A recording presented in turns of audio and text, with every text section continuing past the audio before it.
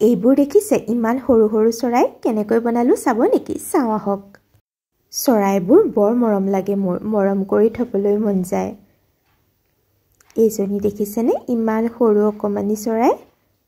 কেনেকৈ বনালো চাও আহক এয়া কাপোৰ দেখিছেনে কাপোৰ এনেদৰে মেৰিয়াই ললো মেৰিয়াই লোৱা কাপোৰৰ ওপৰত আকৌ উল মেৰিয়ালো উল মেৰিয়াই টানকৈ কাঠি এটা দি এনেদৰে কেঁচিয়ে কাটি দিলো প্ৰথমে মূৰটো বনালো আৰু তাৰ পাছতে গাটো বনাইছো এতিয়া কাপোৰ কাটি তাৰ ওপৰত আঠা লগাই উল লগাই দিম এয়া দেখিছেনে উল লগাই দিছো এয়া কাপোৰৰ ওপৰত আঠা দি উল লগাই দিছো এয়া কেঁচিয়ে কাটি দিম এইফালে এয়া দেউকা বনাইছো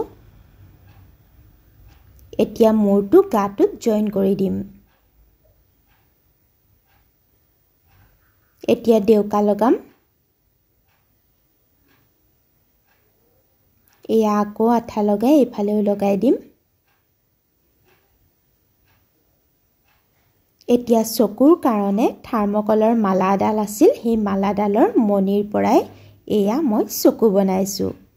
এয়া ফেভিকল আঠা দি লগাই দিম চকু এয়া ঠুটৰ বাবে এয়া কাপোৰ এখন এনেদৰে কাটি লৈছো কাটি এনেদৰে মেৰিয়াই এতিয়া আঠা লগাই দিম আঠা লগাই ঠুটটো লগাই দিম